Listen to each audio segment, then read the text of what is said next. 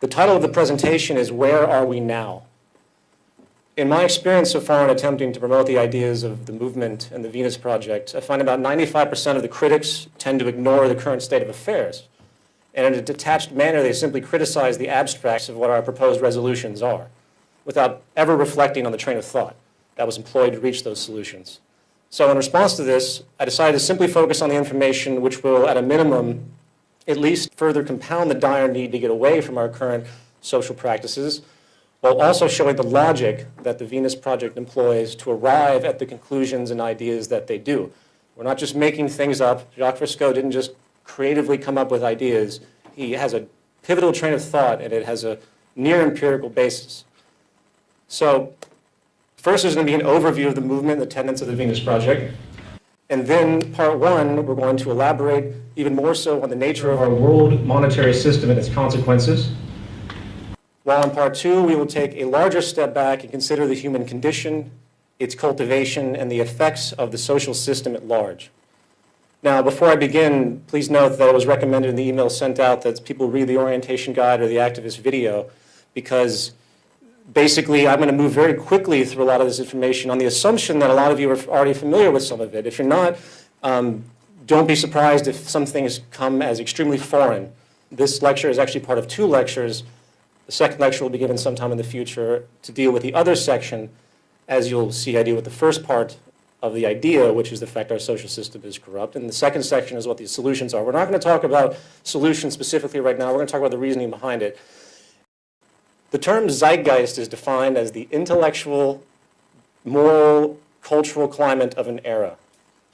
The term movement simply implies motion or change.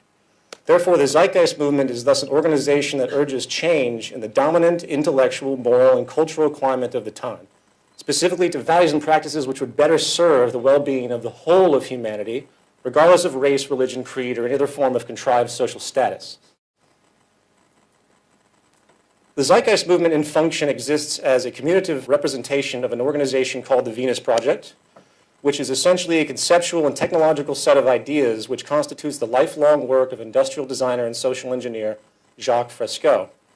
Mr. Fresco, along with his associate Roxanne Meadows, have been working for decades to establish the technical methods and educational imperatives which can transition society away from its current cycles of war, perpetual poverty, and pervasive corruption into an improved social design based on environmental alignment, practicality, peak efficiency, and most critically, a heightened standard of living, personal freedom, and well-being for not just one nation or class, but for the entire human family.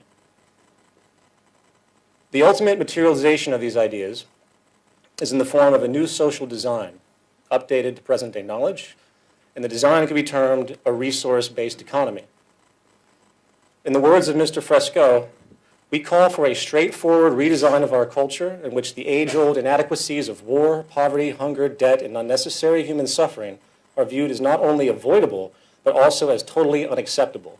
Anything less will simply results in a continuation of the same catalog of problems inherent in the present system. In summary, a resource-based economy utilizes resources rather than commerce. All goods and services are available without the use of currency, credit, barter, or any form of debt or servitude. The aim of this new social design is to free humanity from the repetitive, mundane, and arbitrary occupational roles which hold no true relevance to social development, and while also encouraging a new incentive system that is focused on self-fulfillment, education, social awareness, and creativity, as opposed to the contrived, shallow, self-interested, corruption-generating goals of wealth, property, and power, which are dominant today. The enabling foundation of this concept is the realization that through the intelligent management of the Earth's resources, along with the liberal application of modern technology and science, we have the ability to create a near global abundance on this planet and thus escape the detrimental consequences generated by the real and artificial scarcity and waste which is dominant today. This reality can provably create a high quality of life for the entire world population many, many times over. The Venus Project takes into account something which has been long lost in our modern financially driven world. the fundamental building blocks of society and the basic understandings required to maintain a person's emotional, intellectual, and physical well-being. All social systems, regardless of political philosophy, religious beliefs, or social customs, ultimately depend upon natural resources as the initial step towards social functionality. Concurrently, society itself is a culture machine. In other words, it's a natural consequence for a culture to support the values integral to the dominant institutions of that society, regardless of the benefit of those values. In other words, the society reaps what it sows.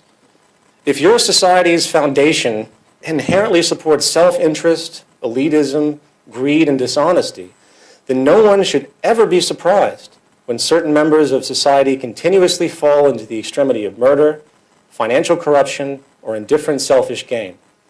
In other words, society is not only a product of the sum of its members' values, paradoxically, it's also a generator of them for each new generation.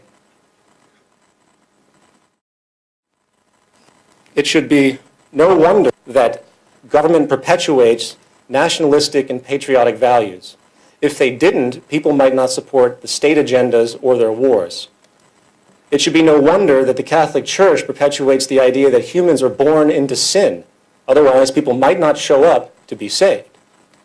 And it should be no wonder every major city on this planet is cloaked with corporate advertising working to force materialism and inadequacy. Why? Because otherwise, some people might just be happy with what they have and not contribute to the profit and perpetuation of a corporation or an economy.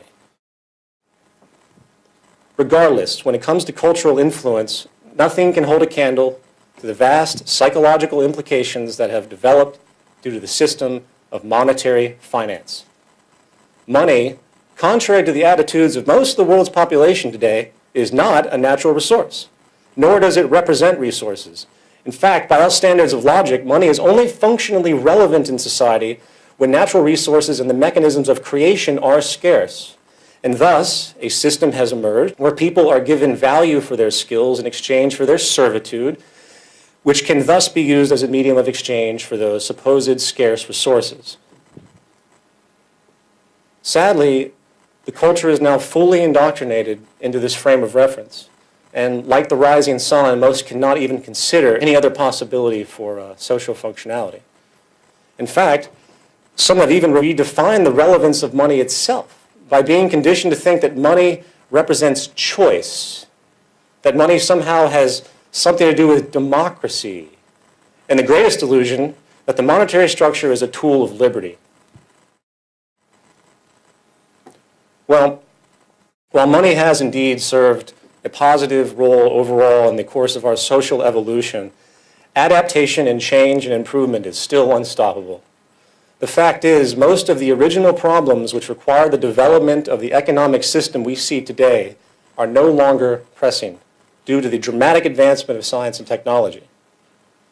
We now have the means to move into a new paradigm, one where the negative byproducts of our current social establishment, such as perpetual war, human exploitation, poverty, and environmental destruction, are no longer tolerable.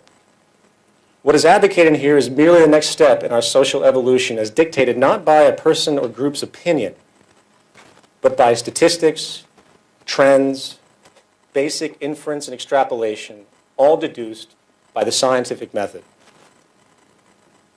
Unfortunately, regardless of how logical, clear, and obvious new ideas may seem, the public still remains, on average, a tremendous fear of any form of social change. This is largely due to the propaganda and indoctrination which has been pushed upon them by the established powers, which, of course, prefer to maintain their power. These institutions range from religious organizations to government to business. In fact, it really isn't the technical understandings and implementations of the physical attributes that comprise the resource-based economy which is the problem. We know we can do it technically. We know it can happen. The analysis has been extrapolated. It is the outdated cultural values, and this is such a testy subject. The cultural values and the education barriers of our conditioned culture is the most difficult aspect to consider, and that's one of the reasons I'm approaching this presentation as I have, because I want people to understand that we have to move somewhere. This is where the Zeitgeist Movement comes in. We are not here to tell people what to think or believe. We're here to spread statistical information and socially positive value identifications in hope of bringing people into an awareness of the incredibly positive possibilities the future can hold. Once these understandings are fully realized, I think most people will never be able to look at the world in the same way again, and the problems we find as commonplace today will become simply unacceptable, motivating change. Now, there are countless well-intentioned people and activist organizations out there, and they keep popping up like weeds. It's incredible to me how many of these there are, and all admirable and amazing, and they're yelling at the top of their lungs about the rampant problems and injustices in our world. Yet, as you tend to find, very few actually offer any solutions whatsoever. Those that do offer solutions, however, always frame those solutions within the context of the current established system. Very little regard seems to be given to the root structure of our social design. The Venus Project, and hence the Zeitgeist Movement, is different. Our fundamental focus is finding the foundational sources of our social problems and working from that lowest common denominator to create solutions. And when it comes to social corruption, poverty, environmental disregard, human exploitation, and most personal and social turmoil in the world today, an important realization is that most of these problems are not the result of some particular company, some nefarious elite group, or some government legislation. These are symptoms of the foundational problems. And this is the ultimate realization when it comes to how you look at the problems of the world today. There's a massive superstitious basis out there. It's us against them that is extremely poisonous to the development, because people are constantly looking for someone else to blame when it's really themselves, because they continue to perpetuate the system that creates these things. The real issue is human behavior.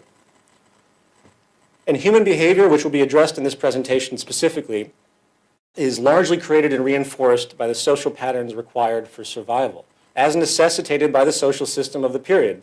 We are products of our society, and the fact of the matter is, it is the very foundation of our socio-economic system and environmental condition which has created the sick culture you see around you. Our current system is based almost exclusively upon human exploitation, resource abuse, and redundant waste. It is simply what our system does. And as far as the infamous they, it is simply another social distortion, culminated and reinforced by our environment. There is no singular they. In Zeitgeist 1, I describe the men behind the curtain to the effect of a specific niche of economics, the ones that control most government policy, and hence those are the banks. The banks have been running things forever. But that is still a product. These are still human beings. We're dealing with negative tendencies. The they syndrome is absolutely obsolete. And next time you hear anybody talk about the they, please try to correct them. It's a religious mentality. Duality is good and evil. The bottom line is that we can spend the rest of our existences stomping on the ants that mysteriously wander out from underneath the refrigerator, setting traps or laws. Or we can get rid of the spoiled food behind it, which is causing the infestation to begin with. And this leads us to part one, monetary dynamics and its consequences. Here's an email I received from a PhD in economics soon after the release of Zeitgeist Addendum. Dear filmmakers, my son presented me the first half of your film last weekend, asking me my opinion of the opening section about the fractional reserve lending practices. I'm a PhD certified economist of 12 years and teach macroeconomics. While I always was cognizant of the creation of money and the sale of government bonds, I had never stepped back far enough to see the larger issue your film presented. I find it tremendously disturbing that the creation of value through debt is indeed, by all formal logic, an imposed condition of deficiency, an instigator of public servitude. I'm not sure what shocked me more, the fact that this is true, or the fact that after the many years of education I've had on the subject of economics, this reality never even occurred to me.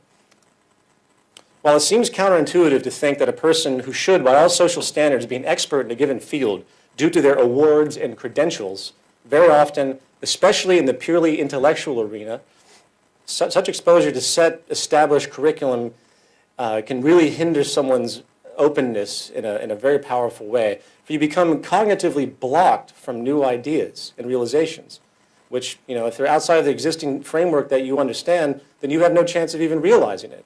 It's restricting your perception. Jacques Fresco, who dropped out of school at the age of 14, has a great example regarding this perceptual point. During the time that the Wright brothers were building a machine that could fly, expert physicists and engineers were busy writing books about how it was impossible for man to ever fly in any meaningful way. Apparently, the Wright brothers, who were bicycle mechanics, didn't read those books. In other words, creativity will always serve you better than just book smarts.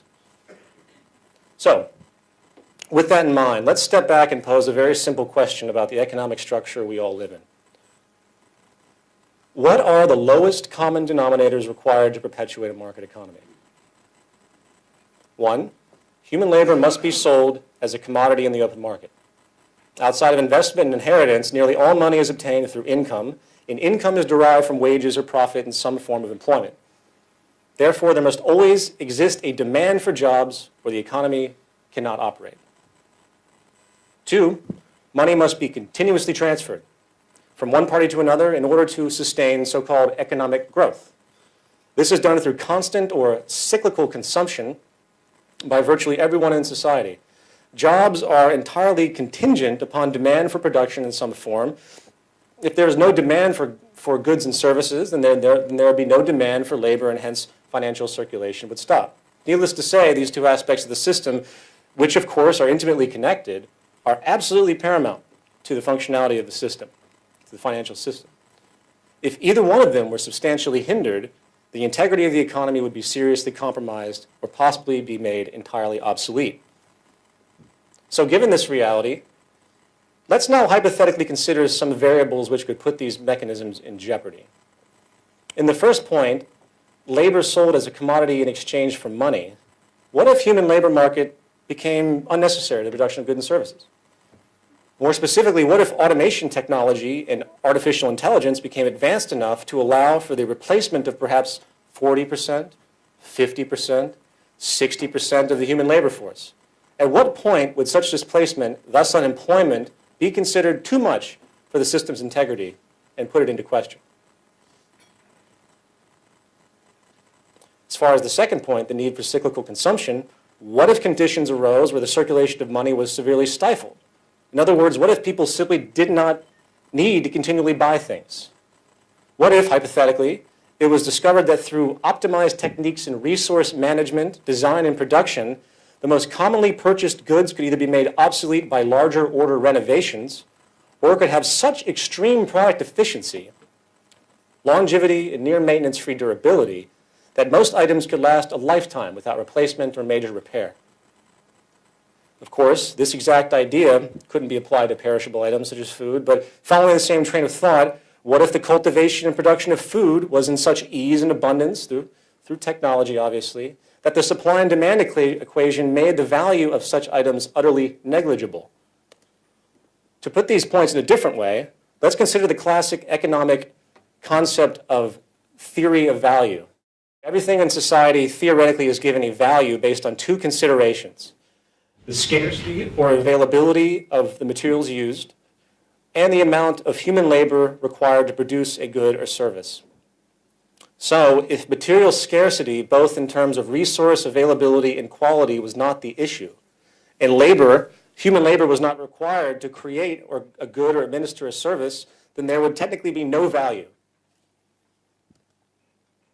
Well, as most of you in this room probably already understand, one of the greatest realizations of Jacques Fresco and the Venus Project, which should be one of the greatest realizations for the whole of humanity at this point in time, is that neither of the scenarios presented are hypothetical.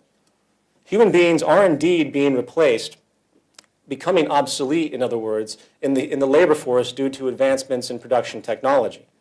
Likewise, powerful new design advancements in production efficiency and resource management reveal the profound possibility of relative global abundance and peak product efficiency. This can be proven through statistical analysis and the inferential extrapolation of historical trends. Obviously, the corporations aren't out there telling you this. You have to dig much deeper to find this information. When it comes to production automation capabilities today specifically, the first thing to consider is a statistical evaluation of a phenomenon called technological unemployment. Technological unemployment, which is the unemployment caused by the use of machines as vehicles of labor, has continually and systematically forced relevant numbers of people out of every single new emerging sector for the past 300 years.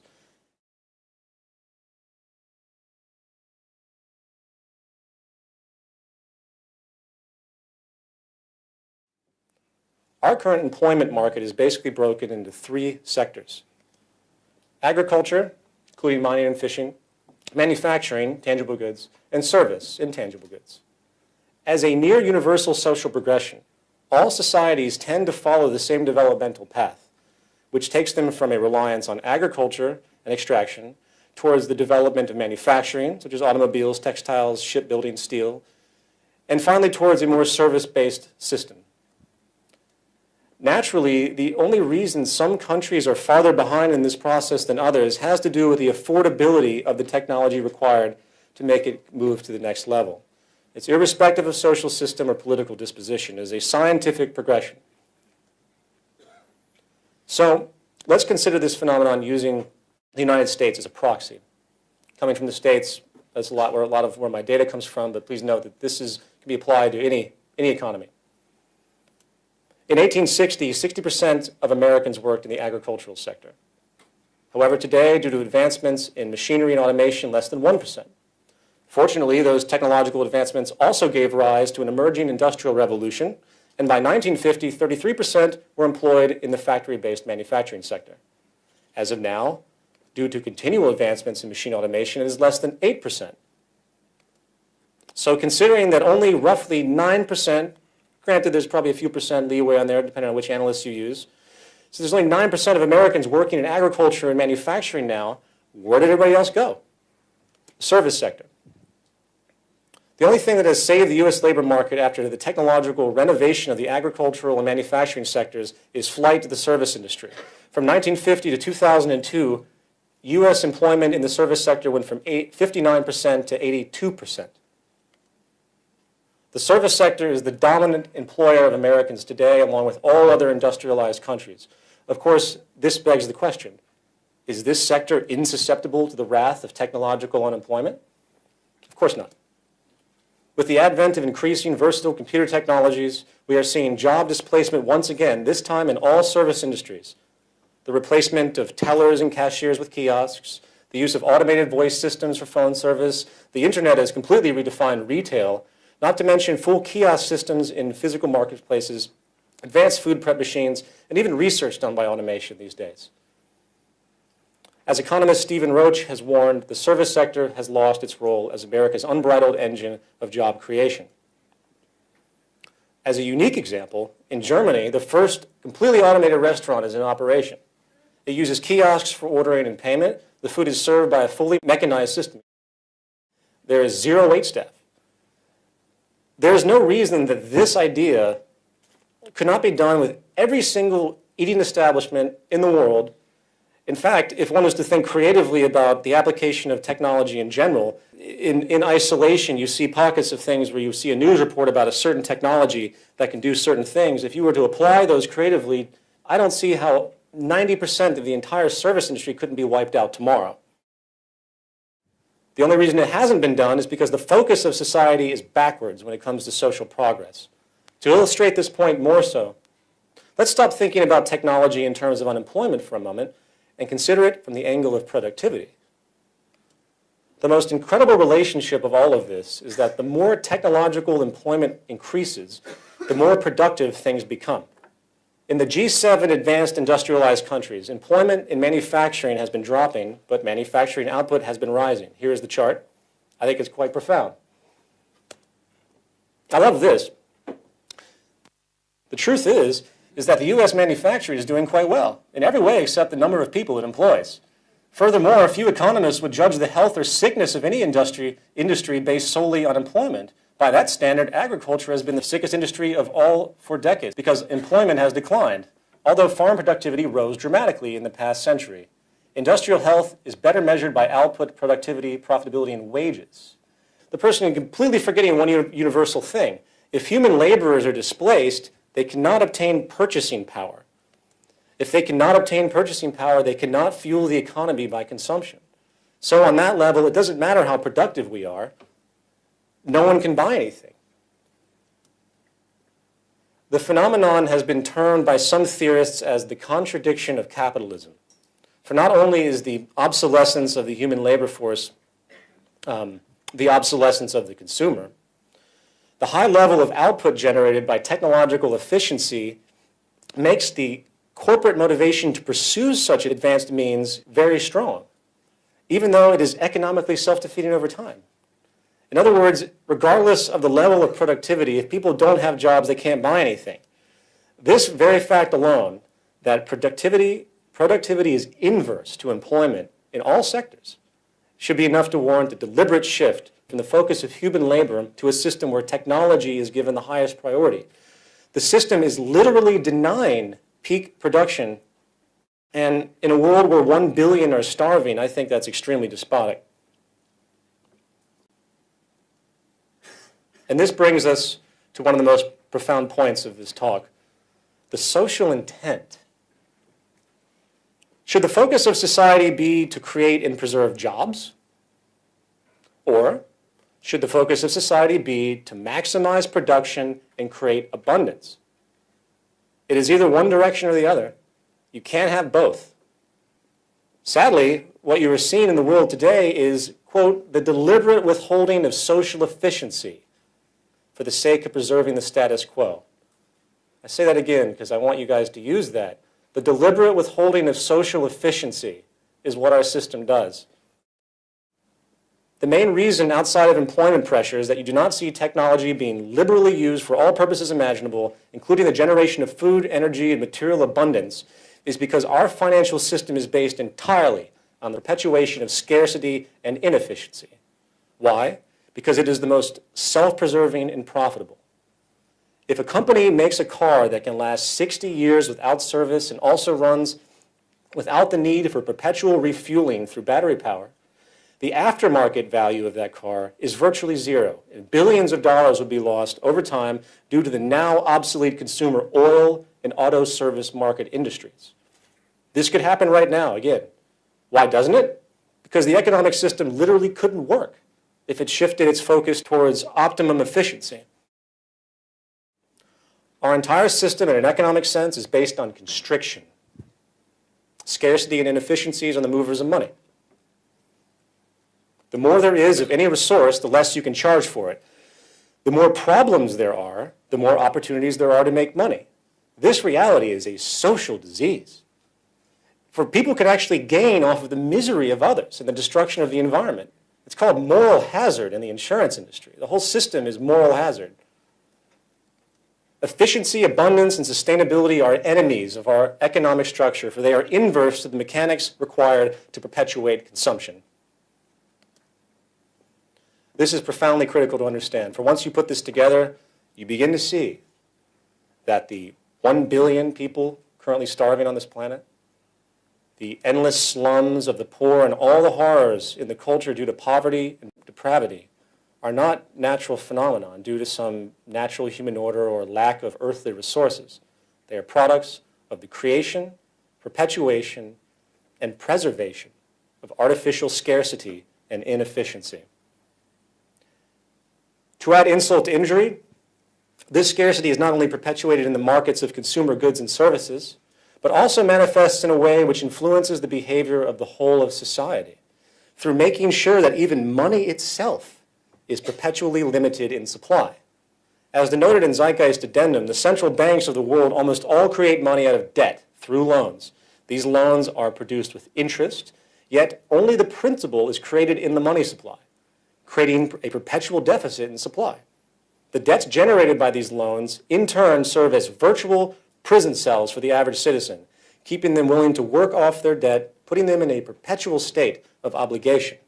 There's a word for that. It's called slavery, debt slavery.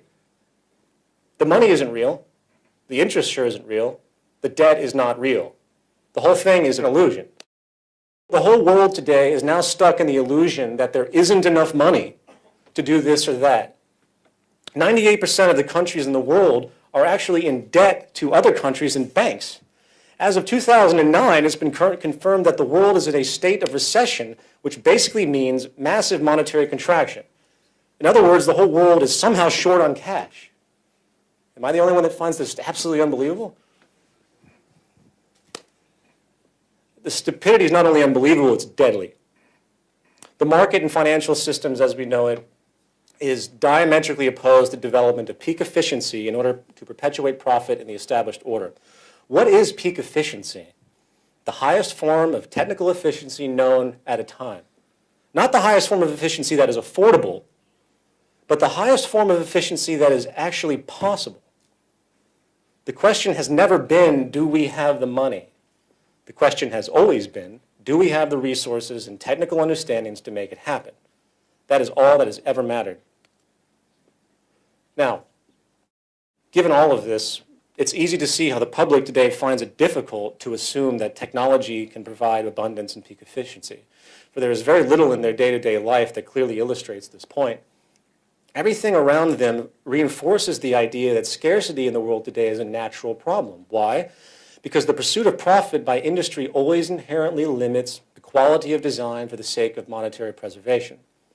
If a company wants to be competitive in the marketplace, they must find a balance between quality and cost, invariably denying quality. It is impossible for a company to produce a product with peak efficiency by the very nature of the game. It would be too expensive to afford. This is one reason why there is so much unhealthy food and trash goods in our system. When you consider that the majority of people in society today are lower middle class and below, you realize that the corporations must reduce their production costs to meet the terms of the affordability of the dominant demographic of the culture. I live in Brooklyn, New York, in an area that's very, very poor.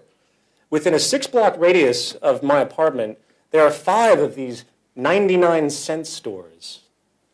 These are stores which sell products from the cheapest possible materials of lowest possible efficiency that could ever be manufactured. It's junk, stuff that should have never been created to begin with. Why is it there? Because the people can't afford anything else. Why can't they afford anything else? Because the market system also creates and perpetuates social stratification, and the poor must exist in order for the rich to exist. Therefore, the level of product efficiency today is artificially directly proportional to the purchasing power of the demographic.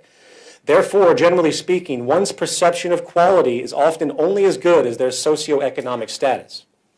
The quality of goods are stratified, just as the social classes are.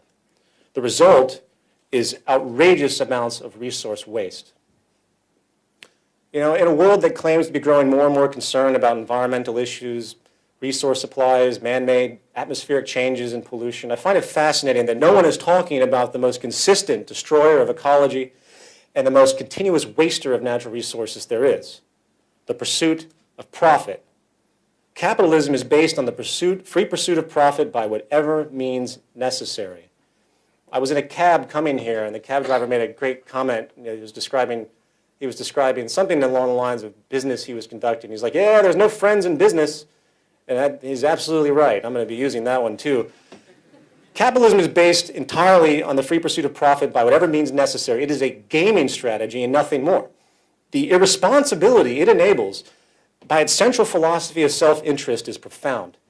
And while there are many angles to this, let's stay with the point at hand, the deliberate production of inferior products. Think about it. It is as environmentally illogical as can be. There is no reason to ever create a product that is deliberately low in efficiency.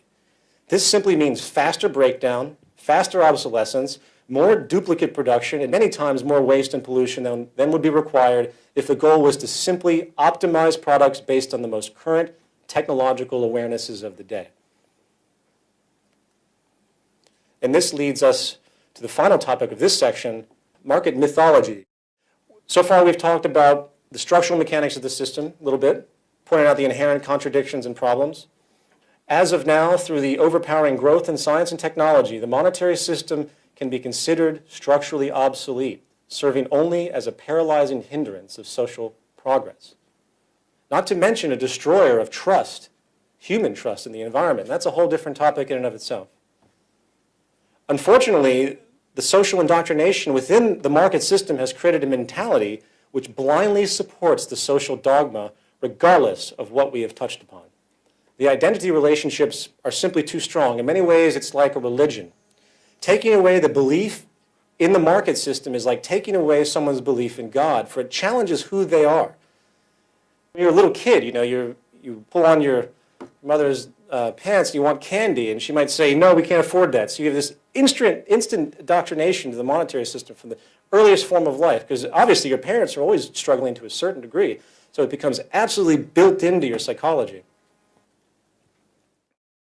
Not to mention that those that have successfully acquired a great deal of wealth, you'll find that those that are in fact very wealthy, they will almost always be inclined to tell you that the system's great. That's just the nature of behavioral reinforcement. Now, the three most dominant of these psychological indoctrinations that I want to talk about are the notions of property, incentive, and associations with freedom of choice. Starting with property. The capitalist economy is founded on the very idea of exchanging property in the markets. Even your labor is a form of property in a sense.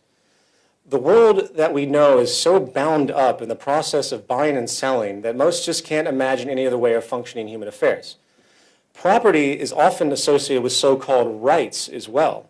We use a legal system to protect our property, and if anyone interferes with what is mine, their freedom can possibly be taken away. In fact, there is even an entire industry which is there to tell you what the best property there is to own. It's called advertising, of course.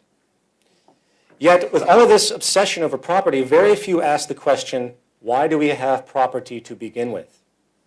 The answer is simple. It's scarcity. Property is an outgrowth of scarcity. The farther we go back in time, the more difficult and time-consuming it was for people to create tools or extract a resource. They, in turn, protected it because it had immense value relative to the labor entailed along with the possible scarcity associated. People claim ownership because it is a legal form of protection. Property is not an American or free enterprise or capitalist idea. It is an ancient mental perspective necessitated from generations of scarcity. If there isn't scarcity, the rationale for property becomes an irrelevant issue. Now let's move on to the idea of incentive. As the theory goes, the need for a profit provides a person or organization with a motivation to work on new ideas and products that would sell in the marketplace. In other words, the assumption is that if technology replaced humans in the workforce and abundance could be created, then people would just have no motivation to do anything socially relevant. No monetary incentive, no progress is the idea. There are two glaring issues with this assumption. The first is that it is entirely based on projected values, and values are almost entirely based on culture. Nikola Tesla, Louis Pasteur, Charles Darwin, and the Wright brothers, Albert Einstein, and Isaac Newton did not make their massive contributions to society because of material self-interest. Did Martin Luther King walk down the street in Birmingham, Alabama, while a bunch of racists threw rocks at his head because he was on his way to cash a check? If the incentive motivation theory held true, then you would see no volunteerism in the world today. Amazingly, in a 1992 U.S. Gallup poll, it was found that more than 50% of American adults volunteered time with no pay for social causes at an average of 4.2 hours a week for a total of 20.5 billion hours a year. This is pretty amazing, especially with the lack of social capital in a place like the United States, which is the most powerful free market country there is. The ideology is the most ingrained, so I find that to be pretty incredible. The sickness of self-interest generated by the monetary system, even with this sickness, humans still strive to help each other and give to society without reward. What's even more amazing is that the poor and the middle class are more likely to volunteer than the wealthy. And think about that, these are the people that have the least amount of money. So it makes you understand the cultural and psychological nuances that are created. The more money you get, the more diseased you might possibly become. It's a fascinating phenomenon. The second thing to consider is that while it is true that useful inventions and methods do come from the motivation for personal gain, the intent behind those creations has nothing to do with human or social concern. For the incentive goal is not to improve humanity, but to make money. There is a massive disconnect. And as we have denoted thoroughly, the very means by which money is obtained in our system is counter to social progress fundamentally, for it is based on the deliberate withholding of efficiency. And by the way, I haven't even addressed the traditional corruption that we see occurring on a daily basis, based and derived from this incentive for income, which spreads like a malignant cancer of indifferent self-interest, from product dishonesty, murder, fraud, theft, slave labor, outsourcing, price fixing, monopolistic collusion, redundant waste, environmental exploitation, illegal taxation, institutional theft, societal indifference, imposed psychological distortions, or advertising, and of course, the sickest monetary incentive ever created, war. That is the reality of the monetary incentive. And the final myth for now, the freedom of choice. The free market is very persuasive for most people because it appears that the possibilities are endless and that they, the individual, have limitless choices. People witness the vast stratification of goods and services portrayed by the media and advertising and think that since the options just exist in abstraction, it has some form of relevance to the freedom of the individual. They can walk into a store and choose between 25 kinds of detergent and 75 kinds of sugar-coated cereal, yet they turn a blind eye with the fact that their lives are managed by, on average, 2 political parties. They pay no attention to the reality that 40% of the world's wealth is owned by 1% of the population, and thus 99% of the world's people will never obtain the luxuries afforded by the 1%.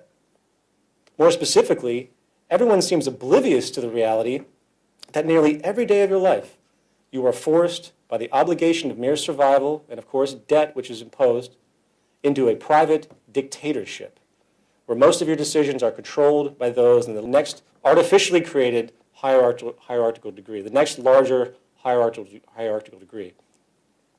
It's amazing to me when you talk to economists and they say, well, people have a choice of where they work. They only have a choice of where they work within a specific frame that is allowable based on their demographic of education, if you will. And of course, there's so many friend orientations in business. The ultimate fantasy is that anyone can be president in the United States. This is something that's been perpetuated. Like these are groups that perpetuate themselves elitism. And elitism works in the same way in the corporate world. You are absolutely restricted. You have no freedom because you're forced to do the work as it is.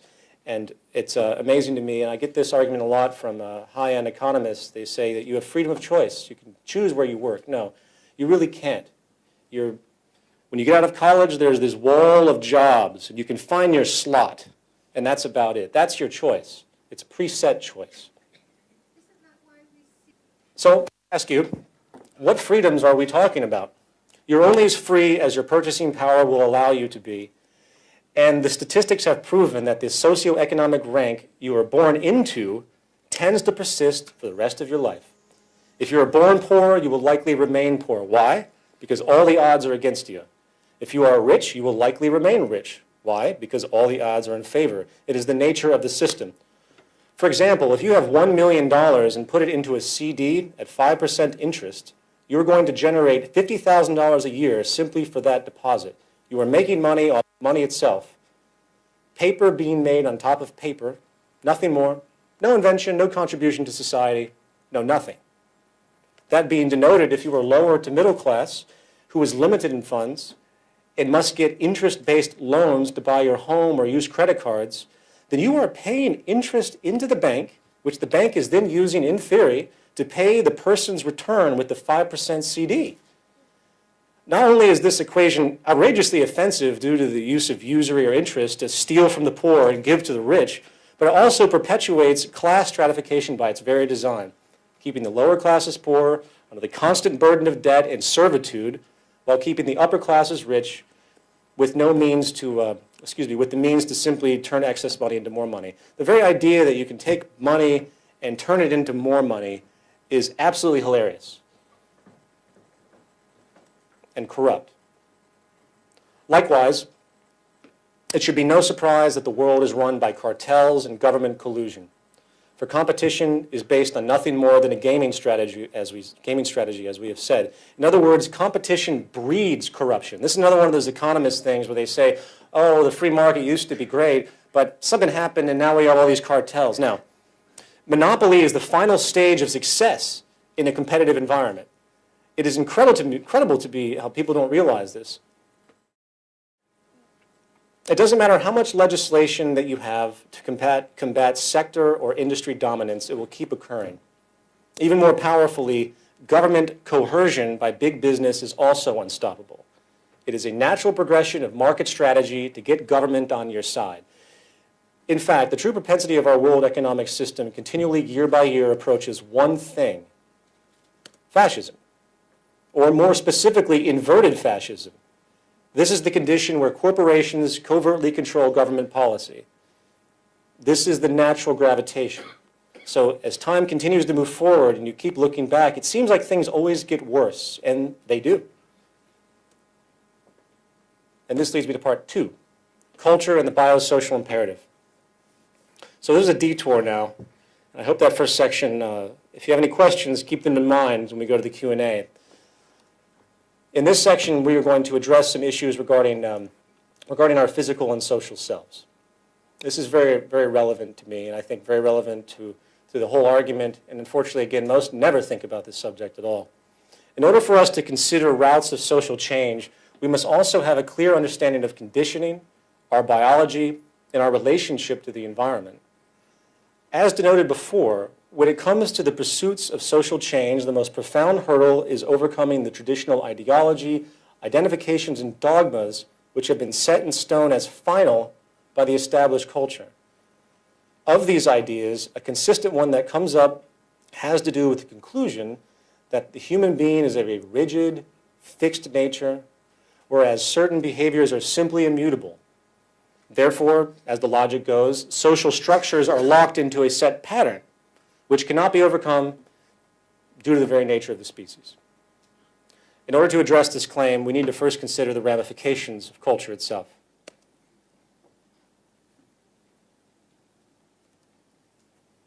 The word culture in a social sense is defined as a set of shared attributes, values, goals, and practices that characterizes an institution, organization, or group.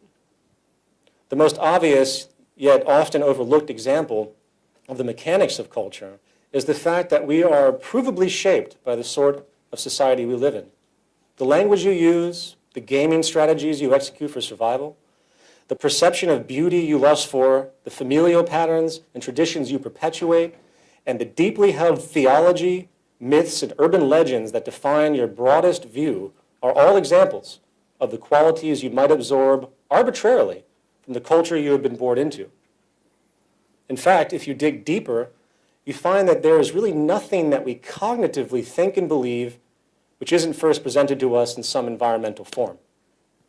An insulted man who pulls out a gun and shoots somebody had to learn at some point in his life what a gun was, how to pull the trigger, along with what he was defined insulting to begin with. Every word that I am saying has been learned one way or another. Every concept relayed is a collective accumulation of experience. A Chinese baby taken at birth and raised in a British family in England will develop the language, dialect, mannerisms, traditions, and accent of the British culture. Needless to say, it is obvious the profound effect the environment has on behavior. But that's only part of the equation, for we are obviously biologically defined as well. It doesn't matter how much time I try to condition a cat to learn to speak English, it simply can't. Simply due to the limitations of its evolutionarily derived biological state. Those limitations are basically defined by genes. Genes are a fairly recent discovery, and there has been a great deal of speculation as to the spectrum that genes hold. The spectrum of relevance that genes hold. The most contentious is in the realm of behavioral biology.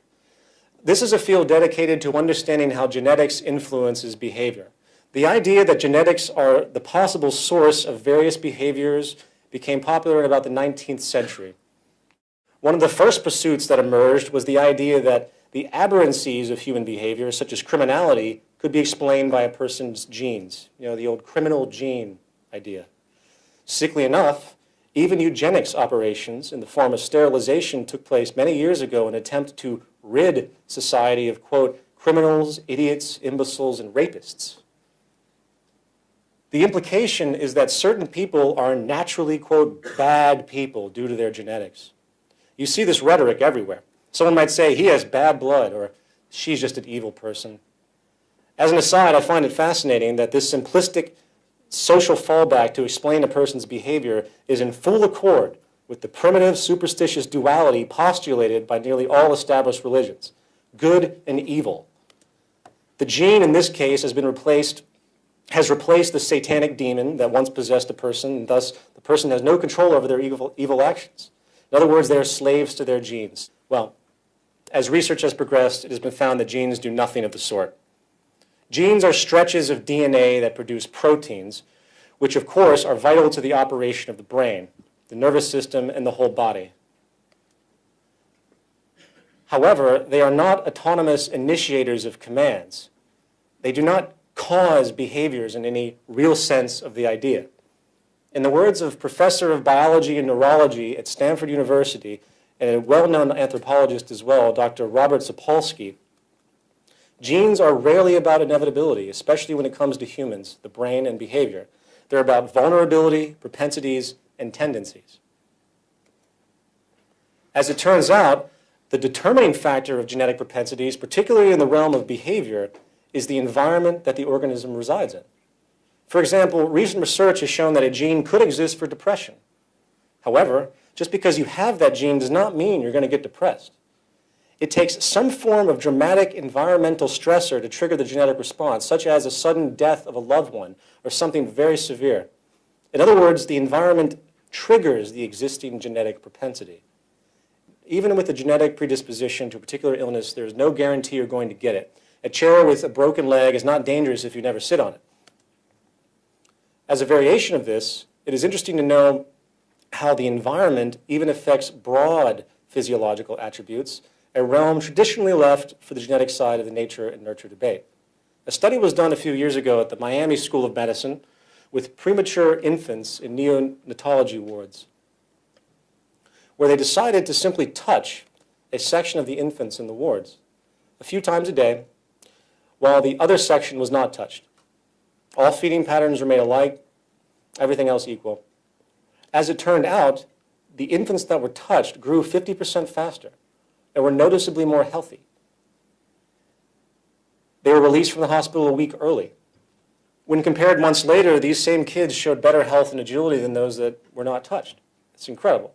This is a dramatic finding on many levels, for it shows that the genetically prescribed growth hormone release can be profoundly influenced by a simple and subtle environmental experience. Furthermore, the environment can not only trigger genetic propensities or influence their extent, it can override them to a certain degree. A couple of years ago, another study was done at Princeton University where scientists were able to genetically engineer mice, removing a key gene relevant to their neurotransmitter system, selectively targeting learning and memory. As a result, the cultivated mice were poor at various memory and learning exercises. They had trouble recognizing simple objects, their accuracy of smell was poor, and they were unable to learn well in many ways, which otherwise would be normal to an average mouse. Once their disability was confirmed and established, the scientists then put the cognitively dim mice as adults in an enriched, stimulating environment. And over time, it was found that many of the genetically engineered learning disabilities were actually overcome by the simple exposure to an intellectually nurturing environment.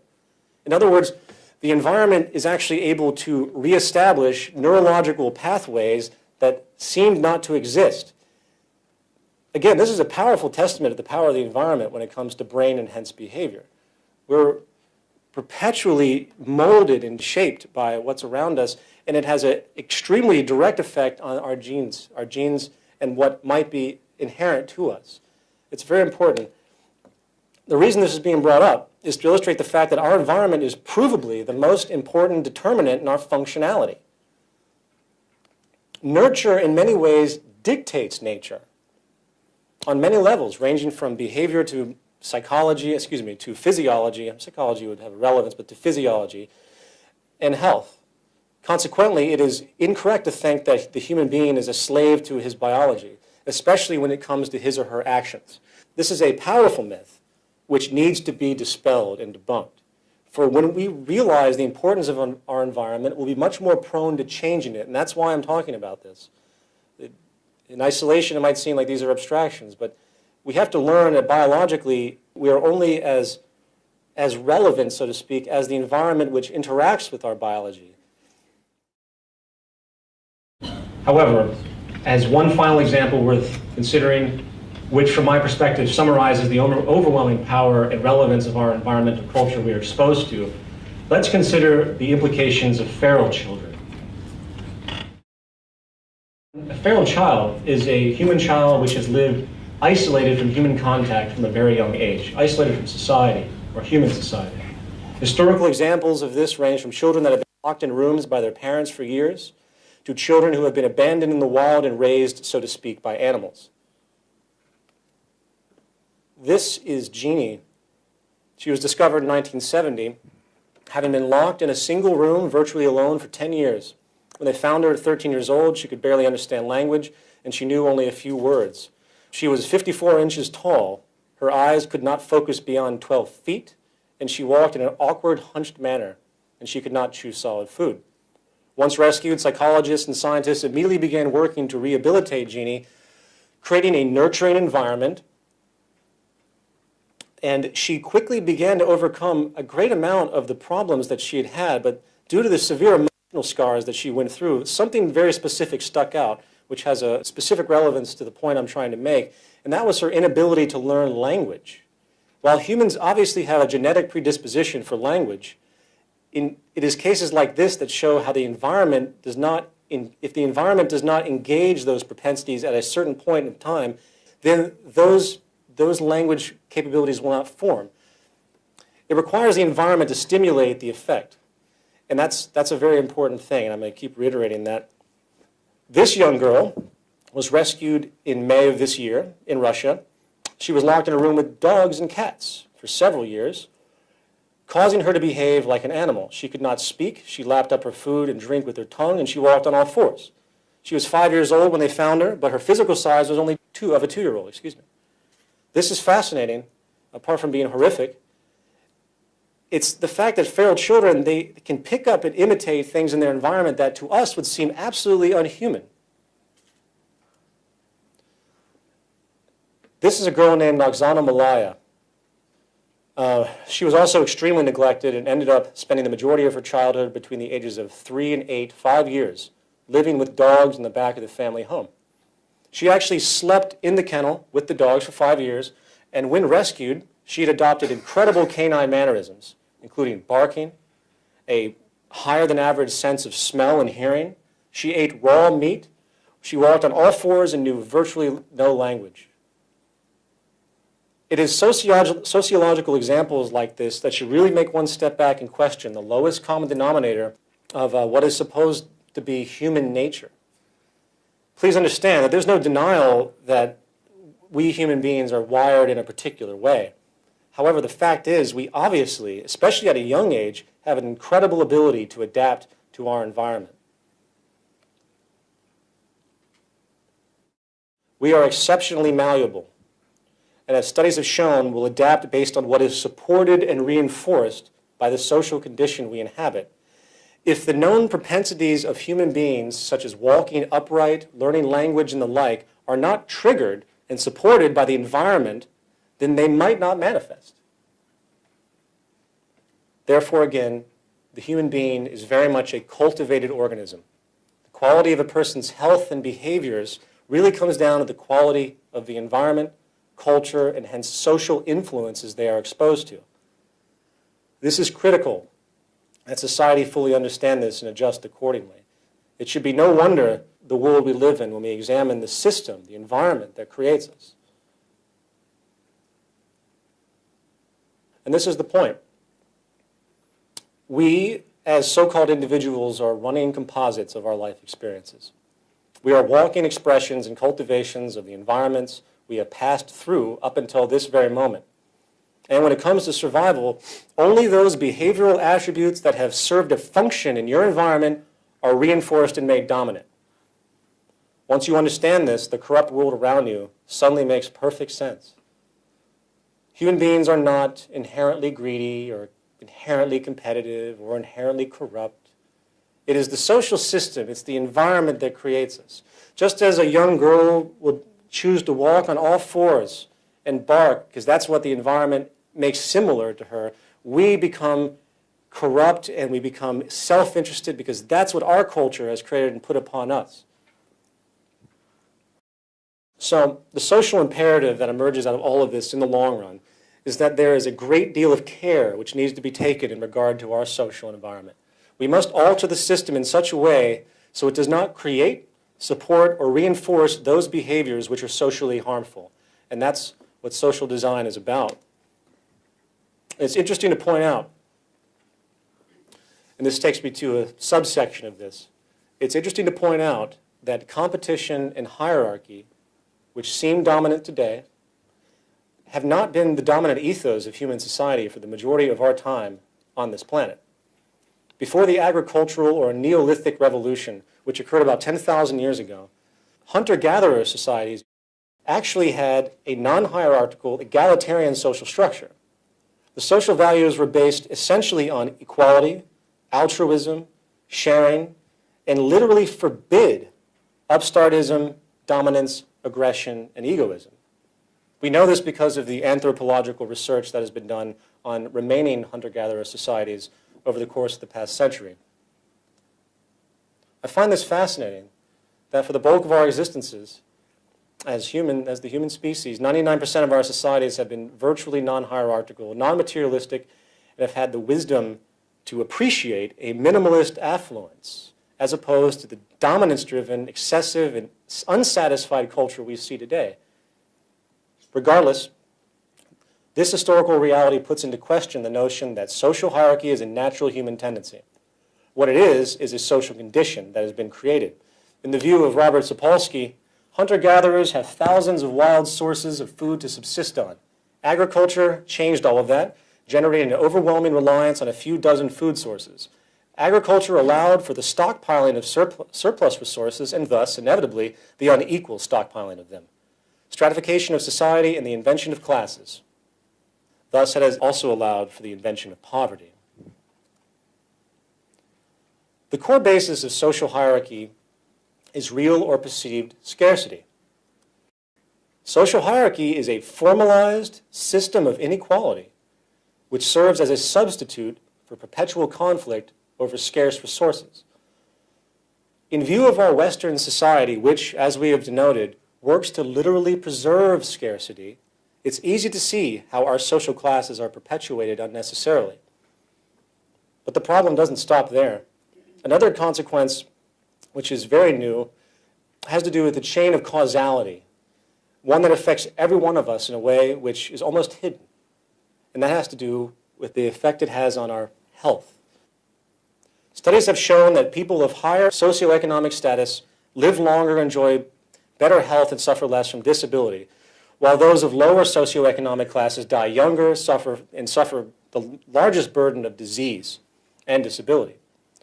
Now, this most often comes in the form of a gradient, meaning that from the highest upper classes straight down the lowest bottom classes, each successive step, up or down, the socioeconomic ladder constitutes a respective quality change in a person's health on average. On the surface, this would seem absolutely logical, right? Just makes sense. In the sense, lower classes often have poor diets due to lack of purchasing power. They are more prone to live in polluted areas. They are more likely to get subpar health care. And due to lack of education, they might not take care of themselves in the best way. Now, while these attributes are obviously relevant to health, new studies have shown that there is something else going on that is contributing to the increasingly poor health and disease propensities of people, the lower they go in the social hierarchy. One of the most documented studies that has been done on this issue has been called the Whitehall study. It's done here in London at the University College of London, using the British civil service system as a subject group. They found that the gradient of health quality in industrialized societies is not simply a matter of poor health for the disadvantaged and good health for everyone else. Something else was happening. Remember, this is the UK where healthcare is socialized, and theoretically you have equal healthcare. They also found that there was a social distribution of disease, meaning that as you went from the top of the socioeconomic status to the bottom, the types of diseases people would get would change on average, but they'd be linked. For example, the lowest rungs of the hierarchy had a fourfold increase of heart disease-based mortality compared to the highest rungs.